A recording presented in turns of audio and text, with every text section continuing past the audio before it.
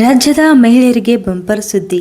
ಯಾಕಂದರೆ ಅಂಗನವಾಡಿ ಇಲಾಖೆಯಲ್ಲಿ ಭರ್ಜರಿ ಹುದ್ದೆಗಳನ್ನು ಸರ್ಕಾರ ಅರ್ಜಿ ಹಾಕಲು ಅವಕಾಶವನ್ನು ನೀಡಿದೆ.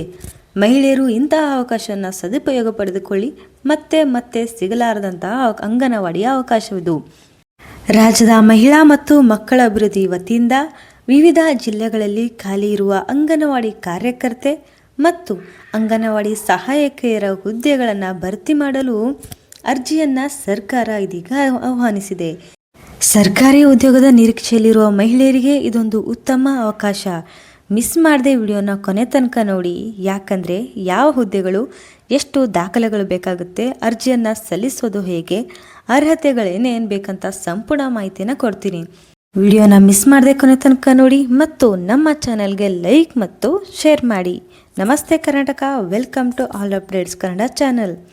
ಸರ್ಕಾರದಿಂದ ಮಹಿಳೆಯರಿಗೆ ಆರ್ಥಿಕವಾಗಿ, ಸಾಮಾಜಿಕವಾಗಿ ಸದೃಢ ಆಗಲಿ ಎಂಬ ಉದ್ದೇಶದಿಂದ ಗ್ರಾಮೀಣ ಮತ್ತು ನಗರ ಪ್ರದೇಶಗಳ ಅಂಗನವಾಡಿ ಕೇಂದ್ರಗಳಲ್ಲಿ ಸೇವೆ ಸಲ್ಲಿಸಲು ಅರ್ಹ ಮಹಿಳಾ ಅಭ್ಯರ್ಥಿಗಳನ್ನು ಆನ್ಲೈನ್ ಮೂಲಕ ಅರ್ಜಿ ಆಹ್ವಾನಿಸಲಾಗಿದೆ.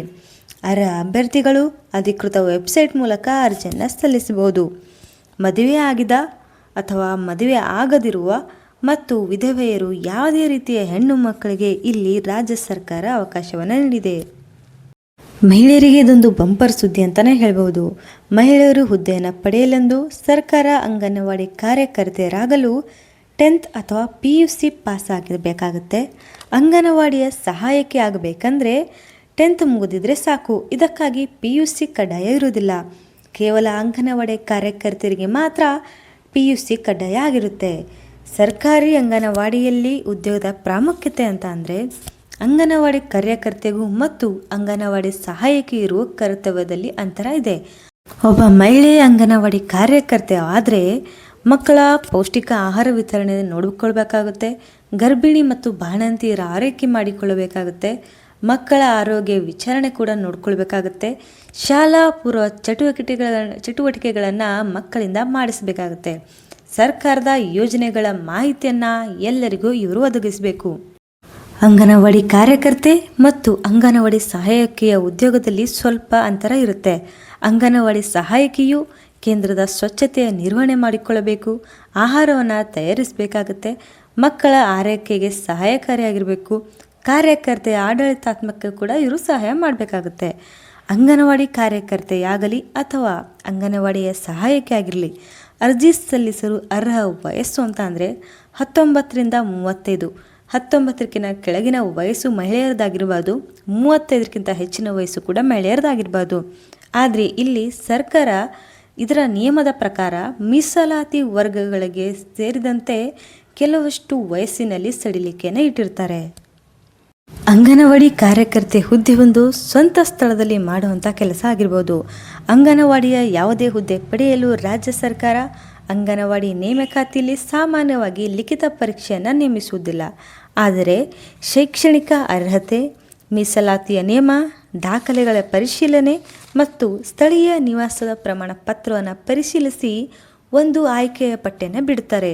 ಅಂತಿಮ ಆಯ್ಕೆ ಪಟ್ಟಿಯನ್ನು ಸಂಬಂಧಿಸಿದ ನಂತರ ಜಿಲ್ಲಾ ಆಡಳಿತಗಾರರು ಮತ್ತು ಮಹಿಳಾ ಮತ್ತು ಮಕ್ಕಳ ಅಭಿವೃದ್ಧಿ ಇಲಾಖೆಯವರು ಇದನ್ನು ನಿಮ್ಮ ಆಯ್ಕೆಯ ಪಟ್ಟಿಯನ್ನು ಪ್ರಕಟಿಸುತ್ತಾರೆ.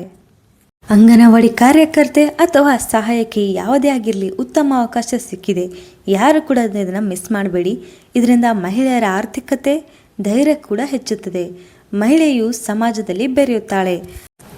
ಅಂಗನವಾಡಿ ಕಾರ್ಯಕರ್ತೆ ಮತ್ತು ಅಂಗನವಾಡಿ ಸಹಾಯಕಿಯಾಗಲು ಅರ್ಜಿ ಸಲ್ಲಿಸೋಕೆ ಬೇಕಾಗುವ ದಾಖಲೆಗಳು SSLC ಮತ್ತು PUC ಮಾರ್ಕ್ಸ್ ಕಾರ್ಡ್ಗಳು ಬೇಕಾಗುತ್ತೆ. ಆಧಾರ್ ಕಾರ್ಡ್, ನಿವಾಸದ ಪ್ರಮಾಣ ಪತ್ರ, ಜಾತಿ ಪ್ರಮಾಣ ಪತ್ರ, ಆದಾಯ ಪ್ರಮಾಣ ಪತ್ರ ಮತ್ತು ನಿಮ್ಮ ಪಾಸ್ಪೋರ್ಟ್ ಸೈಜ್ ಫೋಟೋಸ್, ಒಂದು ಒಳ್ಳೆಯ ಮೊಬೈಲ್ ಸಂಖ್ಯೆ ಮತ್ತು ನಿಮ್ಮ ಇಮೇಲ್ ID ಬೇಕಾಗುತ್ತೆ. ಅರ್ಜಿ ಸಲ್ಲಿಸುವ ವಿಧಾನ ಅಂತ ಅಂದರೆ ಆನ್ಲೈನ್ ಮೂಲಕ ಅರ್ಜಿಯನ್ನು ಸಲ್ಲಿಸಿ ನಿಮ್ಮ ದಾಖಲೆಗಳನ್ನು ಭರ್ತಿ ಮಾಡಿ. ಬಹುತೇಕ ಅಂಗನವಾಡಿ ನೇಮಕಾತಿಗಳಲ್ಲಿ ಶುಲ್ಕ ಇರುವುದಿಲ್ಲ. ಅಧಿಕೃತ ಸೂಚನೆಯನ್ನು ಪರಿಶೀಲಿಸಿ ಖಚಿತಪಡಿಸಿಕೊಂಡು ನಿಮ್ಮ ಕೆಲಸವನ್ನು ಪೂರ್ಣಗೊಳಿಸಿಕೊಳ್ಳಿ. ಆಗಲೇ ಹೇಳಿದ ಹಾಗೆ ರಾಜ್ಯ ಸರ್ಕಾರದಿಂದ ಮಹಿಳೆಯರಿಗೆ ಬಂಪರ್ ಸುದ್ದಿ ಅಂತಲೇ ಹೇಳ್ಬೋದು. ಅಂಗನವಾಡಿ ಉದ್ಯೋಗಾವಕಾಶವು ಸರ್ಕಾರಿ ಇಲಾಖೆಯಿಂದ ಕೆಲಸ ಮಾಡುವ ಅವಕಾಶವನ್ನು ಮತ್ತು ಸ್ಥಳೀಯ ಮಟ್ಟದಲ್ಲಿ ಸೇವೆ ಸಲ್ಲಿಸೋಕ್ಕೂ ಕೂಡ ಅವಕಾಶ ಸಿಗುತ್ತೆ. ಸರ್ಕಾರಿ ಸೌಲಭ್ಯಗಳು ಕೂಡ ಪಡೆಯೋಕೆ ನಿಮಗೆ ಸಹಾಯ ಮಾಡುತ್ತದೆ. ಸರ್ಕಾರಿ ಉದ್ಯೋಗ ಪಡೆಯಬೇಕೆಂಬ ಮಹಿಳೆಯರೇ ಇದೊಂದು ಒಳ್ಳೆಯ ಅವಕಾಶ ಅಂತಲೇ ಹೇಳ್ಬೋದು.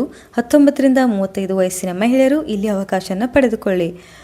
ಅಂಗನವಾಡಿ ಕೇಂದ್ರಗಳು ಗ್ರಾಮೀಣ ಮತ್ತು ನಗರ ಪ್ರದೇಶಗಳಲ್ಲಿ ಮಕ್ಕಳ ಪೌಷ್ಟಿಕತೆ, ಆರೋಗ್ಯ, ಶಿಕ್ಷಣ ಅಭಿವೃದ್ಧಿಗೆ ಪ್ರಮುಖ ಪಾತ್ರವನ್ನು ವಹಿಸುತ್ತವೆ.